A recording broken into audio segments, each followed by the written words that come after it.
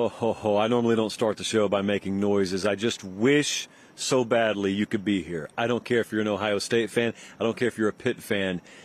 We are from Nashville, where it is a literal frying pan today. They had 100 degrees in Nashville today. I want you to know it is about 67 degrees. Some of the crew are wearing long sleeves, even a light shawl, maybe a light cloak, a light sweater. It's amazing. We are high atop State College, Pennsylvania, jam-packed on this Tuesday, August 19th, the year of our Lord, 2025. Me and my little friend here, yet to be named, Buddy. If you're listening on podcast, there's just a wild animal next to me. I don't even mean Gelby. I mean a literal former wild animal that has been taxidermied into submission. Hey, who are the most important players in college football this year? I got asked that, and I was talking to Jesse, and I said, that's how we lead the show tonight. So we're going to talk about that. I've got several very popular takes around college football this year that apparently some of you think will whiff entirely. And I got to be honest, I agree with you on some of these, so we will unpack that. I've got a lot of camp intel. We watched Penn State practice today. I can't tell you about 98% of what we saw, but I'll give you some very general observations. All that, plus, since we're on his balcony and his office is about 37 feet away, we will have James Franklin on the show in just a little while. They're watching us in Phoenix, Arizona, Albany, Georgia, Port St. Lucie, Florida, Laredo, Texas. Look, it's been a big week around here. I'll talk a little bit later in the show about some of the announcements you've seen. I told you some big stuff was coming this week. And I got news for you. We got 2 more bullets in the chamber we haven't even fired yet. So at Josh Pate CFB, all the socials. Again, that's where this stuff breaks. That's where you need to be following. Let's dive in. I really love this. I love, first off, the weather. I love where we're at right now.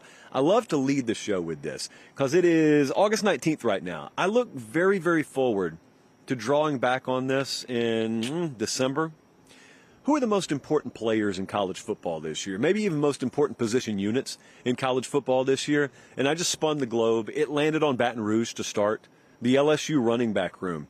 Some of you noticed the other day I didn't have LSU playing in the SEC championship game. Now, some people thought that was because I hate LSU, which is, of course, insane. Other people saw it and thought he must have questions about LSU. I do. Not massive.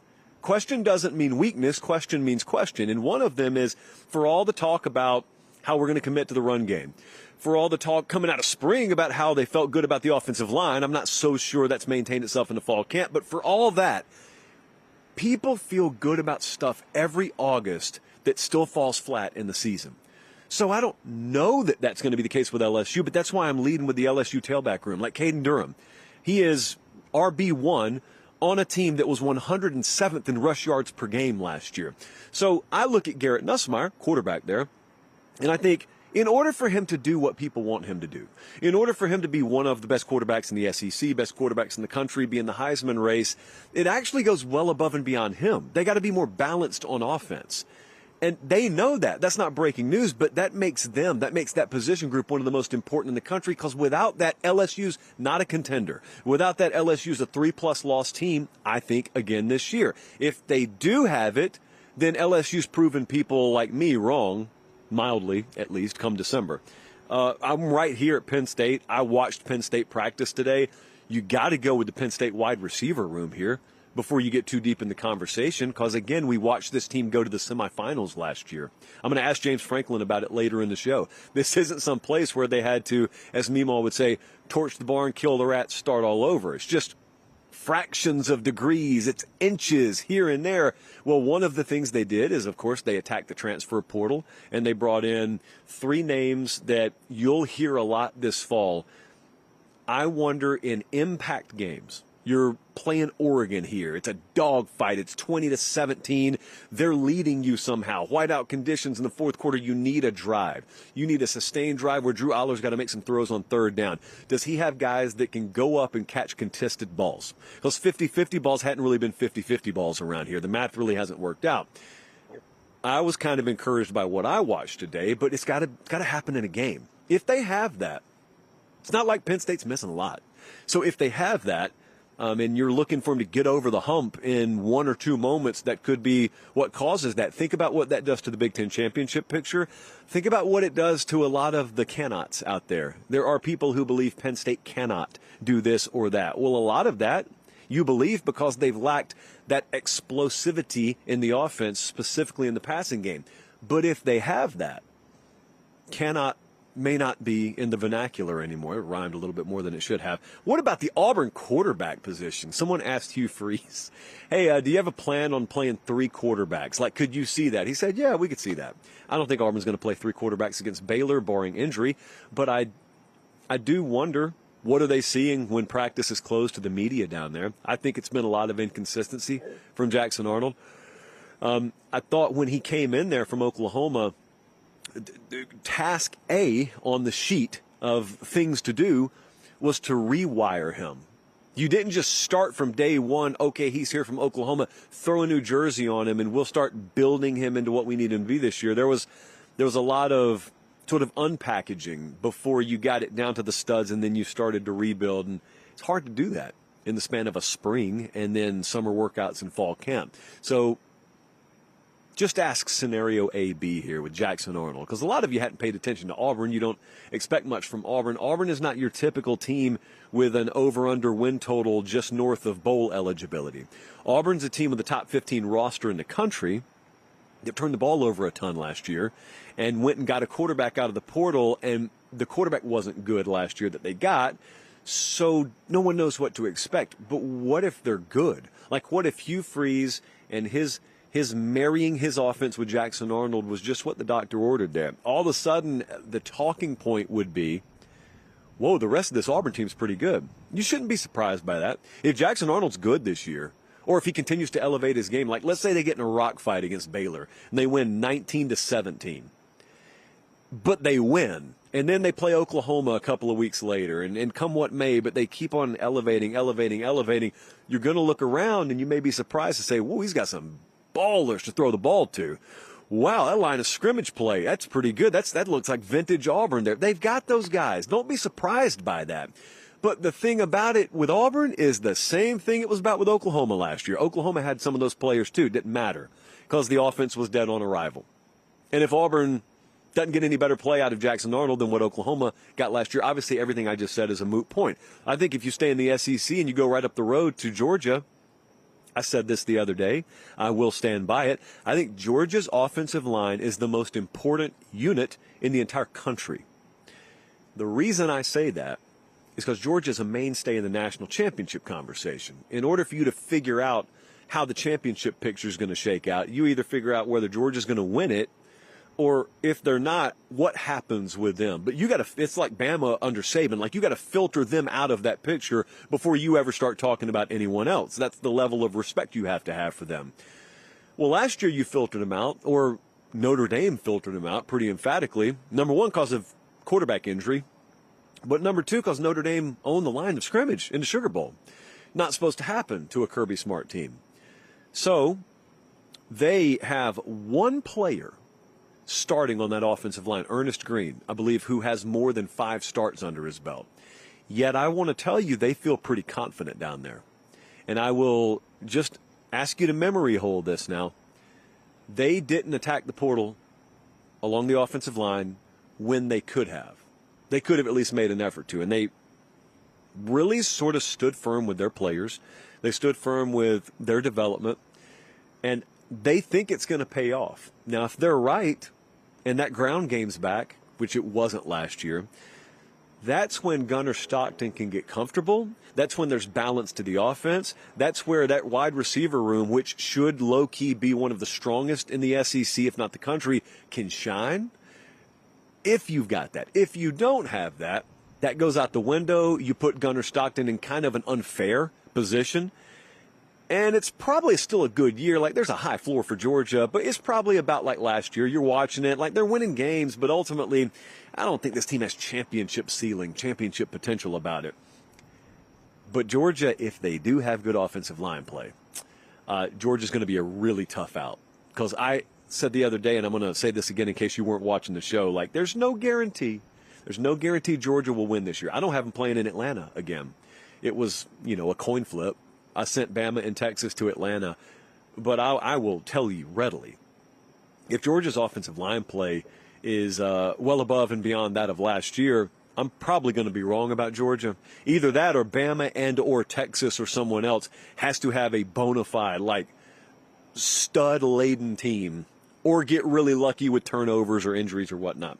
What about Ohio State's defensive line? Famously, they won the national title last year, lost all 4 of their starters. I think it decides how good their defense is. You ask me how I feel about the next levels. Linebacker, I feel good about. DB, I feel good about.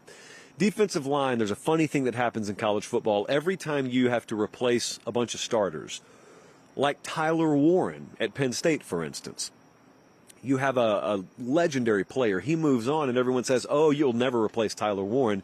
Well, yeah, I get why you say that. Just like, I get why you would say, oh, you got 4 departing defensive linemen at Ohio State. It's going to be tough to replace them. Well, why did they start there? Why are you making such a big deal about them? The answer is because they were good players. Just like Tyler Warren here at tight end was a good player.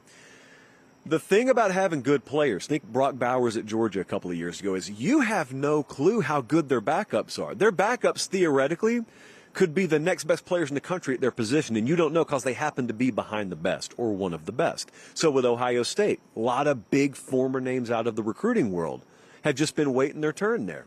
You've watched Saban and Bama do this for years. You've watched Kirby and Georgia do this for years. We've watched Ohio State do this for years. So I'm not just blindly betting against Ohio State simply because they have to replace starters. It's replacing basically a unit, immunity. It's replacing an entire unit, and it's asking them to come out of the gate hot against Texas. And then, be able to handle even Illinois, teams like that. Penn State coming in there. I just watched Penn State's offensive line play today. I mean, that's not one that's easy to go up against. I know that you have had success against them as a team, but Ohio State's kind of like Georgia. They're either going to be in the championship picture, or one of the first things we got to do is figure out how they get filtered out. And the way they would get filtered out is they get put on skates in the fourth quarter by 2 or 3 of the most physical teams they play, because that's what it's going to come down to them. Frankly, there are a lot of teams it doesn't matter with Ohio State. They're just that talented. So I would say LSU running back, Penn State wide receiver, Auburn quarterback, Georgia offensive line, Ohio State defensive line. You tell me how those are going to turn out. What about Miami's defensive backfield? What's that going to look like? I'll tell you, it looked terrible last year. And I talked to some folks at Miami a couple of nights ago, and they were emphatic. They said, I don't want to put the cart before the horse. I'm not trying to create unreasonable expectations. This position group should be a strength for us this year. There's hardly any holdover. You replace the defensive coordinator in Corey Heatherman, so he's there now. But also, that entire secondary rotational unit's full of new guys. And the one guy, O.J. Frederick, I believe, who's still there, was like one of the lone bright spots in that room last year. He may be one of their best players. But that position group, think about what I just said. As Meemaw would say, they couldn't stop molasses in December through the air last year. If DB it's just a net neutral, much less a strength for Miami this year, and it's harder to move the ball on them. You know what that means? That means Carson Beck doesn't have to get compared to Cam Ward, because Carson Beck doesn't have to score 38 or 42 a game like Cam Ward knew he had to. Then you think about the offensive line they should trot out there. Probably the best in the conference, one of the best in America. Ground game should be really good. There are a lot of facets of that team that should be playoff caliber. You're probably thinking in the back of your head like mine, is it going to matter, though? I mean, if they can't play high enough level defense, eventually they'll get bitten. That's what happened to them last year. And if that's the case again, that'll be the case again. But that DB room, if it is a strength, or if it is just vastly improved from last year, it's a game changer in the ACC. I mean, that's the difference in them sitting at home again and then being in Charlotte with a playoff spot already locked up. Also, staying in that state of Florida, the Florida linebacker room, I'm just excited about Florida's defensive personnel in general, but I'm really excited about that linebacker room because they're really, really talented. They're unproven. They're young, they're unproven. They're just a unit that I think is going to get after it, but it's totally fair to listen to me and say, you don't know that. I know I don't. That's why I said I think. But if we're right about that, I do not think there's a lot of weakness on Florida's team. I just don't. There may be some unknowns, but I don't think there's a lot of weakness. And if linebackers not win either, like Graham and Howard and Gums, several pieces there that I I think they're a little green in experience, but potential sky high. You watch that week 1, week 2, week 3, week 4. Florida's got some big games to start the season. You watch that group, and I think elsewhere, if that one falls into place, I feel good about them across the board, virtually. Healthy DJ Lagway, withstanding. Whew, man, it feels so good. There's a lot of energy there, and I chugged some coffee before the show, and if we were doing this in Nashville, again, where it hit 100 degrees today, like if we were at Vanderbilt tonight, they'd have to have us indoors, or I'd be pouring sweat. I mean, Greg Kincaid, who has been great with us all day, is in there somewhere. I told him, why go home? He's the SID here. Why go home tonight? Why not just pop the air mattress up out here? Look, we had a great trip up here. We'll have a great trip home tonight. We do it all because of Quick Trip. They fuel us up. Car fuel, jet fuel, cold brew, which is human fuel, whatever you need. They've got it for you. And you're going to be on the road probably at some point this fall. We'll be on the road every week in the fall. And it's always that like ray of sunshine, even at 2 o'clock in the morning, to see that big, bright, red square QT off in the distance. I've been known to push the needle past E and skip certain other gas stations with certain cartoon characters on their sign in order to get to a Quick Trip. Because Quick Trip is real, they are one of us, not one of them, and they make our entire tour possible, and we appreciate them. You know what else they do? They fuel the Fall Don't Lie tour. How about that? Production assistant Tyler's off in the distance somewhere there. That Fall Don't Lie tour logo, it's the envy of the business right now. The name of the tour, yes, but that logo, if you haven't seen it, I hear it's coming to a T-shirt near you at a website soon to be available to you sometime very soon. All right, camp intel. Why do we go on the road? So we can watch practice. At which point we can't talk a lot about what we see, but we can deliver some informed takes. So, Bradley, if you're listening all the way back in Nashville, I miss you, sort of. Here's a good endpoint for you. We are over halfway through fall camp. Some teams play this weekend. Everyone plays by next Saturday or Sunday or Monday, depending on, your scheduling. But fall camp intel now. We're starting to really parse out the depth charts. I'm looking at South Carolina, and I'm wondering about the wide receiver room. I'll get to that in a second. It sounds like this last scrimmage they had there, by all accounts that we got, was a really spirited scrimmage and a really good one for the offense. Lenore Sellers, they'll tell you he's the best quarterback in the country. When they say that, I don't argue with them. Because wherever I have him ranked, they know him better than I do. They know his potential better than me. If I'm questioning Lenore Sellers, it's because of his supporting cast, again, which I'll get to in a second. But he's a field general.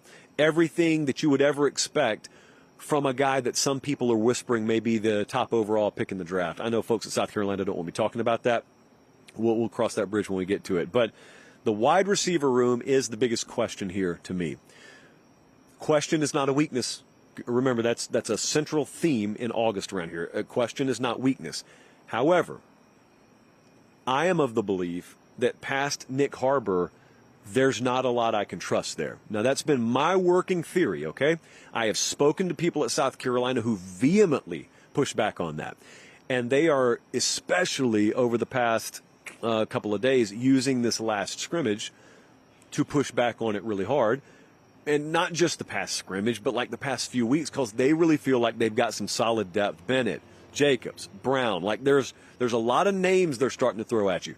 None of them are going to be like 1,000-yard reception guys this year, or at least they don't count on it.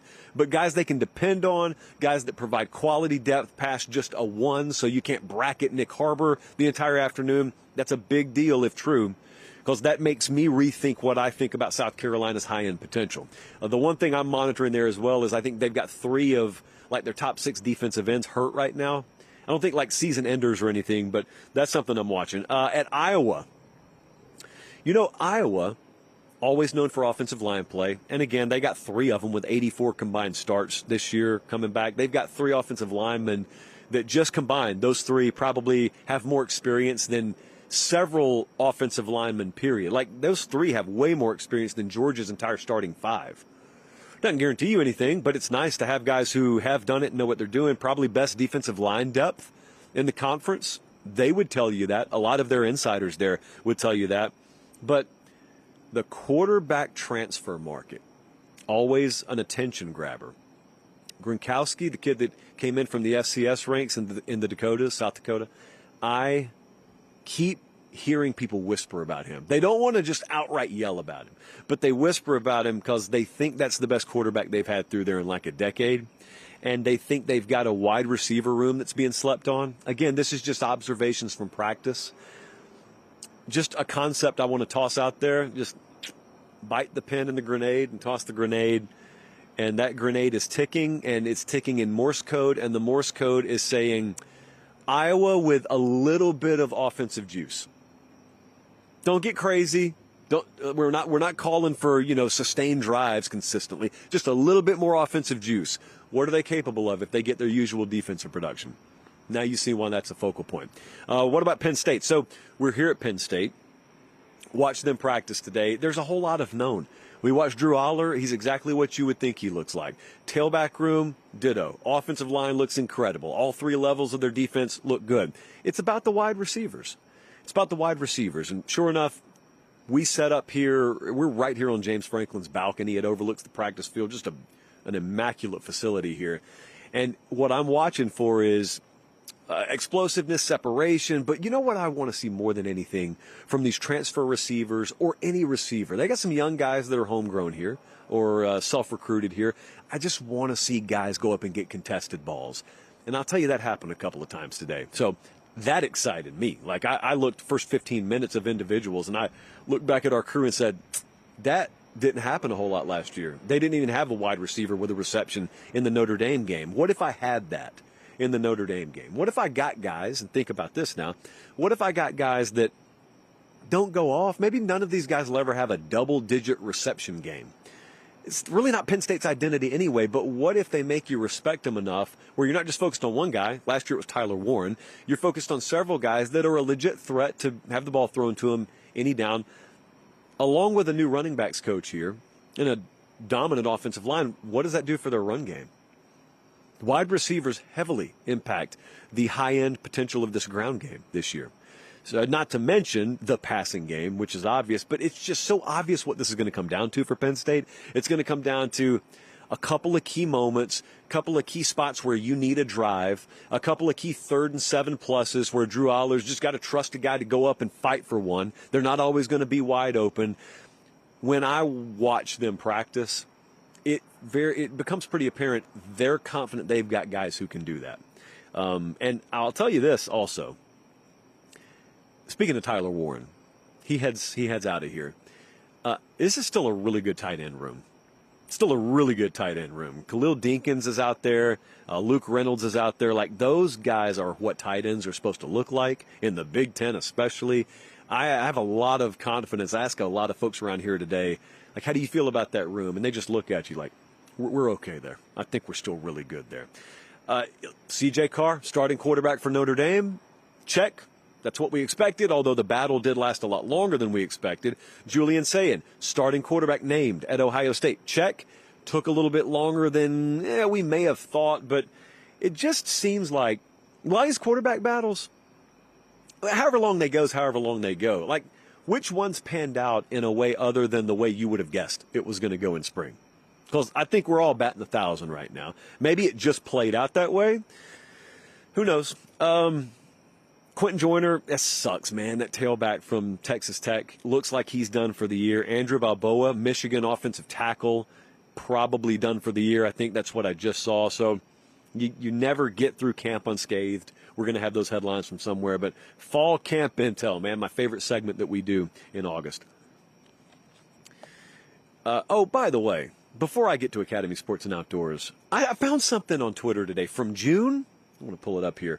I don't know how I missed it in June. Producer Jesse brought it to my attention. Bradley, if you're down there in Nashville, throw up the picture of the cake. So you know that we don't believe in fall weddings around here. We think it's the most selfish thing one could do to their friends, not to themselves. Have your wedding, that's fine. But when you start inviting people and then shame them socially if they don't come, that's just garbage activities. Spring weddings are great. I know. I just had one myself. And we weren't the only ones. So if you're looking on your screen right now, that's Jake. We only know him as Jake. That's Miss Jake, pending actual name reveal. Not only did she let him have a spring wedding, And again, that is Pate State material of the highest order, and we salute her. We're not wearing our cap. The Nittany Lion here, as it tips its cap to Miss Jake. Look at that cake. That is a customized Pate State cake. We didn't license it. We don't care. We're not pressing charges. We don't want any royalties from the wedding. I'm not sure you had a wedding for profit anyway. Write that down, though, Gelby. It's not a bad idea. Maybe we should get in the cake business. But look, not even low-key. High-key, congratulations. I'm almost 100% sure they're still married. It's only been a few months, and I actually think that they'll last for 50 years plus, because spring weddings, it's just a scientific fact, are more likely to go the distance. Don't Wikipedia it. You don't need to. You don't need to research it. Just trust someone who has a college football show to tell you that sort of stuff, and you should never check me on that. Academy Sports and Outdoors, another place that when you walk in, don't have doubts. You're going to find what you need there. Happiness is free, but they've got that there. Bats and balls and gloves and wagons and canopy tents and whatnot, they've got that there as well. And you can't see this, but we're just over, Beaver Stadium's in the background here. We're looking out across an expanse of what will be parking spots on any game day around here. There's no reason that Academy tents can't dot the landscape. They do. Some of you have been to tailgates and you didn't even know what Academy was. You just know it says Academy on all those little wagons and chairs and canopies. Well, Academy Sports and Outdoors is one of our ride or dies. They've been with us for a long time. Academy.com, if you can't get there in person, check it out. You've still got time before the season starts. Here's a very, very interesting and entertaining tweet I fired off a few weeks ago. Bradley, here's a good cut in for you. I fired this off a few weeks ago. I said, what are some of the most popular college football takes you're seeing that you just think are going to whiff? This happens every spring and summer. Collectively, the college football public convinces itself of something, and then that thing doesn't happen. Like, for example, if you were to build up a player, and then that player doesn't pan out according to your expectations, you trash the player. You don't just say, oh, we all whiffed on our predictions. Well, we don't participate in that sort of activity around here. We own it when we're wrong. Side note, none of our predictions have ever been wrong in which coaches, kids, or officials didn't screw it up. But I digress. What are some of these takes? Okay, so you guys sent me several of them. One of them is it's a popular take that it could be another down year for the SEC. What was down? Is winning a championship the only measure of success here? Is a non-championship year a down year for the SEC? Now, I will say that if you judge it just by whether you have the top teams in the country, it was a down year for the SEC last year. This year, my question becomes, all right, what if, just humor me here, what if Ohio State ends up being the best team in the country? And let's say Oregon's the second best team, or Penn State, since we're in state college. Let's say those are the best two teams in the country. They're 1-2. They play in the regular season. They play in Indianapolis. They play again in the title game. Big Ten had a great year, obviously. But what if I could rub a magic 8 ball and guarantee you the SEC has number 3, 4, 5, 6, 7, 8, 9, and 10? So they have 7 of the 10 best teams in the country. But none of them are the first or second best, and none of them even go on to play for a national title. Is that a down year? I don't think it is. What I'm asking is that how we define this? Because if we define it that way, there's no we. Actually, you and I are looking at the sport through a different lens. But I could see it. Of course, there could just be carnage and a giant train wreck week after week in the season, because maybe there's not an elite team in the SEC. That's how I think that will play out. Another one that was sent to me, a popular college football take that you think may whiff: Illinois is a college football playoff contender. I easily see where you're going with this. I think they're a fringe contender as they enter the season. I think what may bite Illinois is if you go back and look at the history of the football program, there just aren't many times where things are expected of them. And things are expected of them this year. And you never know. You got a whole lot of returning starters, and in video game land, that means you automatically increase your production level. In real world, those are humans. And if humans who are at a program that's not used to winning are told expect to win, sometimes it can do something to you mentally. I have no way of knowing what the mental makeup of that program is. But if it does fall flat, I think that would probably be why. And then it manifests itself. Or maybe they're in a bunch of close games and they're just on the wrong side of the one possession game or one possession outcome metric. Like, I think of them as having a fairly high ceiling, especially by Illinois standards. But I guess that's how it would happen if it were to happen. Also, do they need to win 11 games, or is 10-2 good enough for them to get in if the 2 losses are to the highest quality opponents on their schedule? A third one, they got thrown my way. I've seen this one a fair amount. I believe in this one, and that is that Oklahoma has a bounce-back season. Now, you're tagging me with this one because I believe they're going to bounce back in a huge way. I think they'll be a playoff contender. I think they may have the Heisman Trophy winner in the quarterback in John Mateer. It's not hard to see how that would go wrong, though. How does that whiff? Well, it whiffs if their offensive line doesn't have its acting gear. And I still got questions about it. Even as I've endorsed them, still got questions about it. Because if that's not in gear, I mean, you're sitting there in week 6 and 7 saying, man, Ben Arbuckle can't even run his system because his quarterback doesn't have time. He's running for his life, which he can, by the way. I know because I watched him do it at Washington State. But if that happens, it's wobbly and their schedule's too tough, and they can't do that. So they've got to have, first and foremost, that offensive line really gel over these last 2 weeks of camp. If it doesn't, though, they don't play an easy schedule. So if it doesn't, it goes sideways quick. It doesn't take long for you to see that. That's pretty easy, even though I disagree with it. Like, I think they will have a bounce-back year. I see how they wouldn't. The next one is the same way. One of the popular takes is Clemson is a college football playoff title contender. I think they are. I think they are partly because I think they've built towards this year. They got a ton of proven returning experience. I think they addressed some of the neck-up issues defensively. Like, there was an attitude they didn't play with last year that I think they will with the addition of Tom Allen. No question at quarterback, no question at head coach, no question at offensive coordinator. I think the thing that would bite them is injury, because I don't trust their depth to be championship caliber. Like, Texas has got different depth than Clemson does. Alabama's got different depth than Clemson does. These are just teams I've watched in person. But if Clemson's relatively healthy and they still don't challenge for one, you get in the playoffs, anything could happen. So do they have to make it to the semifinals for them to be considered a legitimate playoff title contender, or is it just they made the playoff? Like Oregon last year, I thought was a legitimate title contender. They locked down the 1 seed. They got blown out in the first round. So, like, in retrospect, in November, would it have been wrong to call them a title contender? I don't think so. So I think Clemson is going to be in title contention conversation, but if they're not, probably be because injury bit them. Because if they're healthy, I don't know, even if they don't make it, like, they're going to be a really tough out. And the last one, which was something Arch Manning, I think, addressed today, is one of the most popular takes out there. And that is Arch Manning immediately is one of the best quarterbacks in the country. And I will continue to hammer on this soapbox until the season starts. To my knowledge, Arch Manning has not made a single prediction about himself. Arch Manning has not stated a single expectation about himself. Arch Manning has not set an odds board that would favor him in the Heisman Trophy race, yet all that stuff exists, and it's all varying degrees of really good to elite. That's what the expectation is for him this year, which is cool, and I get why the expectations exist. My point is, let's say you're right. Let's say he's not one of the best quarterbacks in the country. He kind of falls flat. Here's what December will sound like. Arch Manning was a bust. And my tendency when that happens is to look back, including on my own predictions, and say, was the player a bust or was your prediction a bust?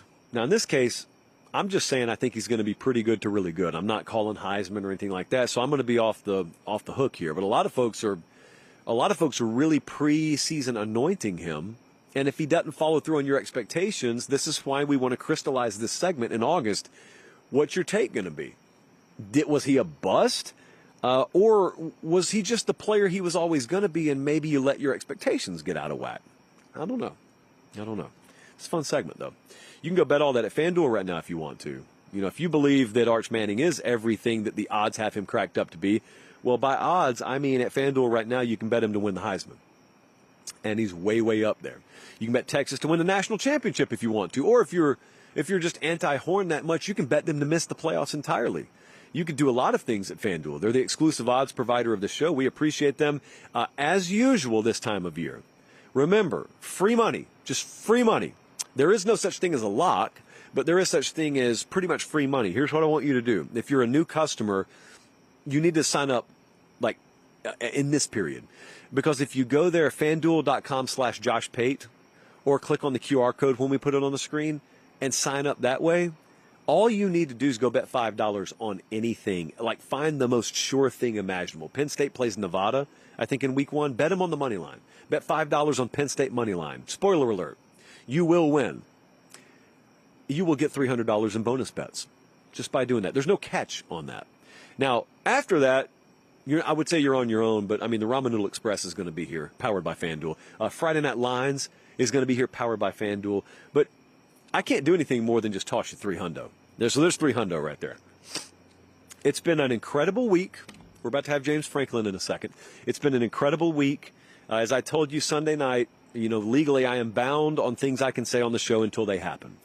So I knew we had the big Bussin' with the Boys partnership that was coming, but I couldn't reveal it Sunday night. We will do a show. I will do a show every Wednesday with Will and Taylor. It'll be called The Locker Room. It'll be available on their channel. I highly encourage you to go look at the conversation I had with them on their channel today, though. I was just on the bus with the guys, and we did one of their classic episodes, like 2-hour conversation. Really good stuff that I don't really have the format to get into a lot on my show here, but it was really, really good. So we did that. We announced the tour, the Fall Don't Lie tour. We're stopping in Columbus, Ohio for week 1, and we'll be on the road every week this year. It's going to be great. Here's what will make it even more great. That logo is sick, and we're going to have it on T-shirts because the Pate State store is about to reopen. We tore the thing down. We rebuilt it from scratch. We got the best in the business running that thing. Alex, you know who you are because I just said your name on air. So PateStateMaterial.com.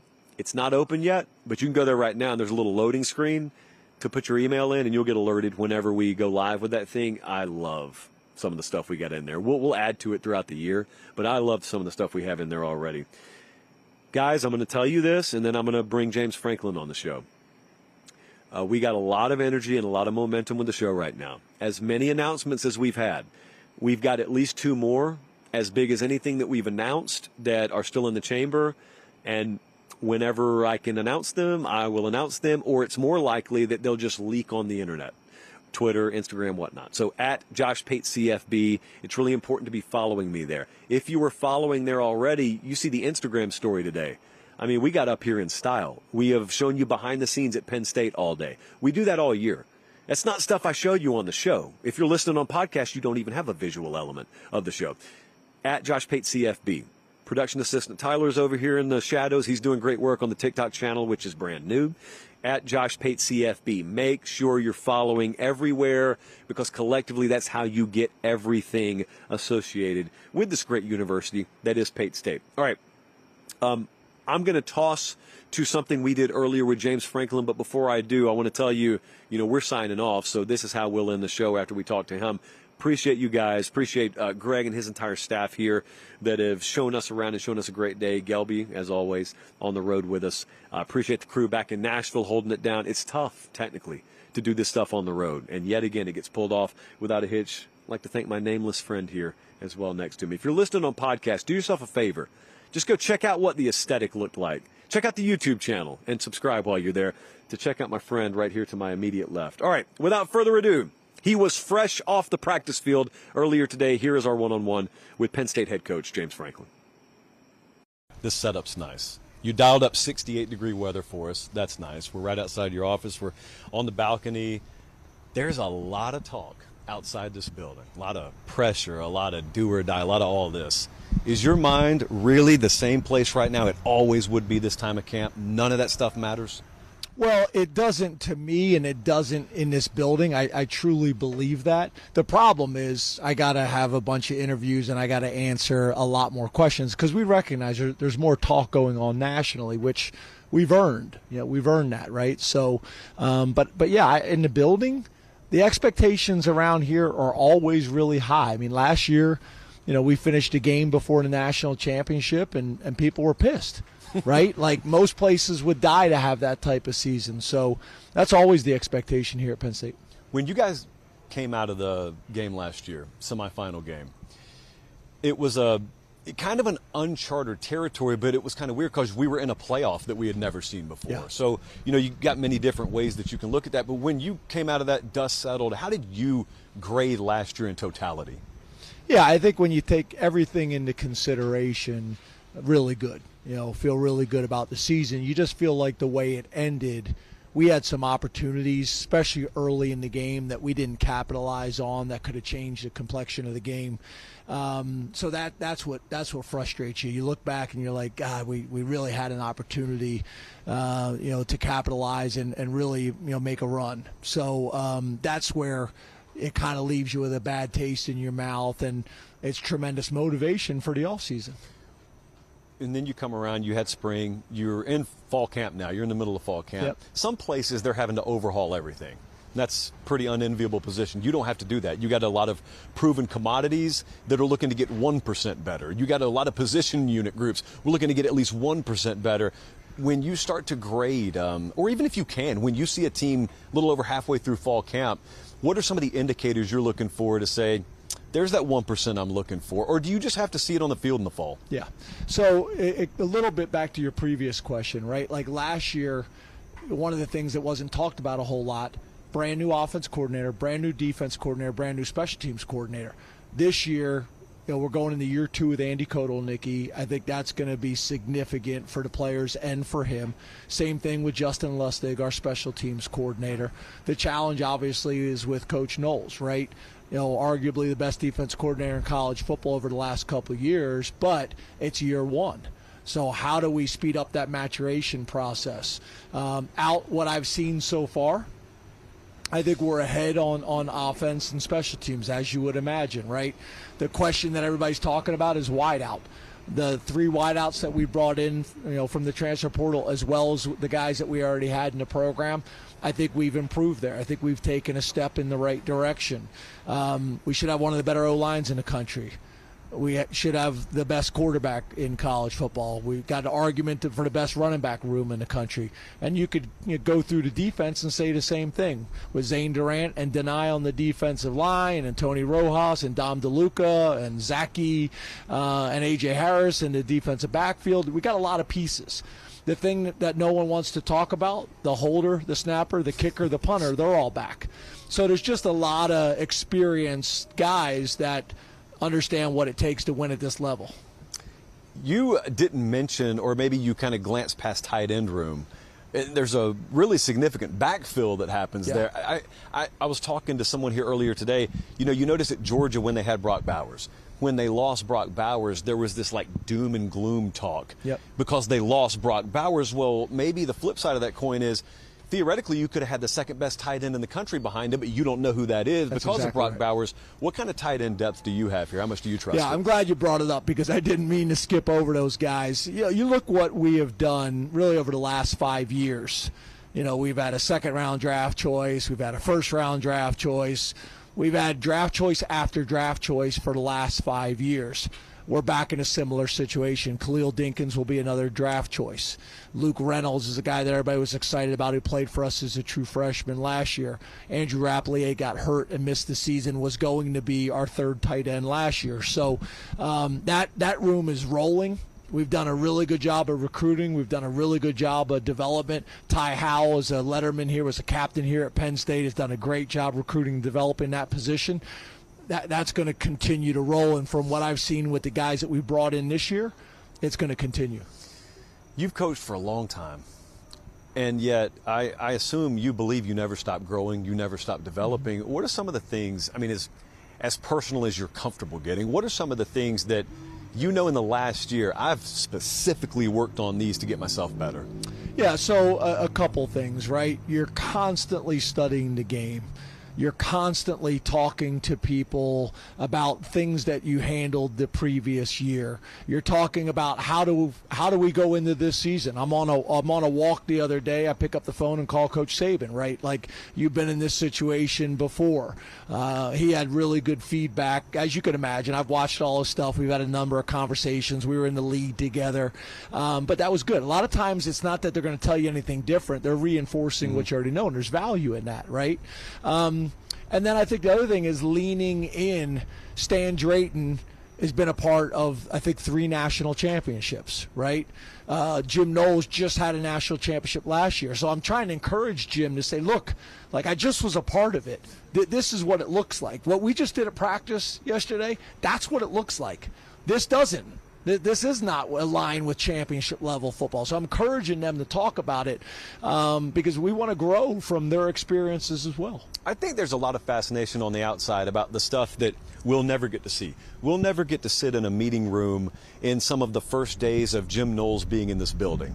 I mean, we know what you say in a press conference, and we've watched him before, but like the granular, let's raise the hood and get every bit of information we can. What have you seen from us? What do you know? What do you think differently than maybe philosophically what we think? As generic as you have to keep it, like what is that process like? Yeah, it's interesting because in our team meetings, I let the coordinators get up and speak as well because I want everybody to hear what the defense is being taught, what the offense is being taught, because you can learn a lot that way across the ball. You know, it's funny, Andy gets up, Andy Kotelnicki, you've been around him, he's got a bunch of personality. He's up there, he's had like 4 cups of coffee, he's talking 1,000 miles an hour. Then Jim gets up, and it takes him 3 minutes to even start talking. And then he's whispering, and everybody's kind of leaning in like the old E.F. Hutton commercials. And he's a little bit kind of a mad scientist, and he kind of looks at things from a different lens, which I love, right? You don't want a whole bunch of people in the building that view the game the same way. And I think that's been great. I think there's really good balance between myself, the coordinators, their experiences. It's been valuable, but they're fascinating. Andy and Jim couldn't be any more different in terms of how they go about things. And then Lustig is probably closer to me personality-wise, to be honest with you. Are there any personality traits from your staff that you see that's rubbed off on me a little bit? Off on me? Yes. Yeah, because I respect, really smart people. I respect football people that live this. So, I'm in there taking notes just like the players. Jim says something I like, I want to double down on, so I'll reinforce it. Hey, what Jim just said is what we say, within the program all the time. What I say all the time, just a different way of saying it. So Jim's a unique guy, and I think we've done a really good job of crossover. So when we have the opportunity in the spring, when the offense is meeting and the defense is lifting, I have those guys sit across the ball in those meetings. Coaches don't do that enough. You're the D-line coach, and you go to a clinic and you just listen to D-line coaches, right? Go listen to what the O-line coach is teaching. So this stuff has been really valuable, and this is one of the better scenarios really since I was at Kansas State as the offensive coordinator and Raheem Morris was the defensive coordinator, and we would script together. He'd say, look, I'm going to play, cover 3 right here. I want 4 verticals to stress my defense. And we would script on what I wanted to be challenged, what he wanted to be challenged. And Jim and Andy have really developed that type of relationship. And I think that's when you have a chance to really grow because they're worried about Penn State's development, not the defense or the offense. Go back to what your mentality was about your team coming out of spring, and then we fast forward a few months. You're kind of a little bit over halfway through fall camp. Are there any things that have surprised you, maybe plus side, negative side, that you think now that you thought differently in the spring? Not really. I would say that when you ask that question, probably the thing that jumps out in my mind is one of the things we did different is we were much more aggressive this spring with installation. We were much more aggressive in the summer with installation, saying, look, let's put a lot on them. The mistakes can be made now, and then that would allow us to go in to the summer. Now this is the 3rd time they've been through it, and we can decide, do we need to take some of the stuff out? Is it too much? Is it not enough? Those types of things. But I think that's been helpful, being really aggressive and putting probably more on their plate this summer and our OTAs and things like that we're allowed to have in college football. That's been a different approach, which I think was valuable. The other thing is when we're installing on offense and defense, we're usually pretty vanilla in the first couple days. Well, Andy's, as you know, a mass shift in motion guy. Well, most defensive coordinators, when they're installing, they don't want that. Jim wanted that. Yeah. So those philosophies, I think, have been helpful in terms of just speeding up the maturation process of our team. Maturation process, physically and mentally, with Drew Aller. The way last year ended, man, that wrecked some people mentally. And I assume it took him at least a few days to get over. But in totality, like when you look at him, what were the specific areas you said, you got to get better here? And then how has he responded to it? Yeah, I think he didn't have any, like some of these guys, they have significant areas of weakness that you need to work on. He really didn't have that. He has taken significant steps every year in terms of leadership, in terms of understanding of the offense, in terms of chemistry with the wide receivers, with all of it. He's taken steps. And I think it's been significant. He went from 242 pounds to about 235. He's moving better. He's more athletic. But I think you look at his touchdown interception ratio, about as good as anybody in the country over his career. But there's times where we need him to be aggressive and push the ball down the field. We have to call the game that way a little bit more, and we need him to do it. But it's a fine line. Yeah. Because then now you throw a couple more picks, and everybody's complaining about that. So it's a balance between those two things as an offense, calling the game in a way where we're going to push the ball down the field, having the guys at the receiver position to make those plays, and then Drew to be comfortable in letting it rip.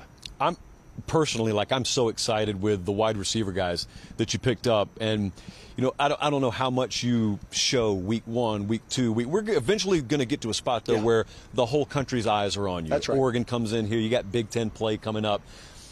How comfortable are you with the development and production of that unit to be able to turn it loose to win games whenever you need to? Well, it's going to be a big key to our success, right? That's why we were aggressive in the transfer portal. I think myself and Drew, obviously, when you lose a game like that, there's a ton of criticism, and the head coach and the quarterback are going to get it, right? That's the nature of the job. But I also think there's an aspect where I watch ESPN, and it's a highlight, and a quarterback throws the ball deep in double coverage, and a receiver goes up and snatches it. Everybody's like, what an unbelievable play. It wasn't really a great play. The receiver made a great play. We need more of that. We got it from Tyler Warren last year at the tight end position, so we kept feeding him.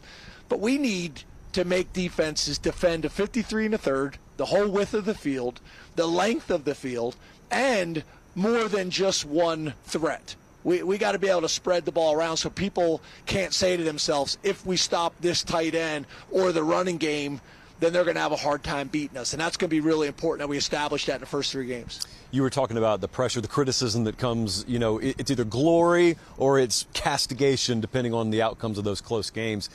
They used to say about Kirby for a long time, can't win the big one, can't win the big one. Then he won the big one. And then they said it about Ryan Day, can't win the big one, can't win the big one. He won the big one. The big one's just a national championship. So then they move on. All right, who's next? James Franklin's over here. Brian Kelly's over here.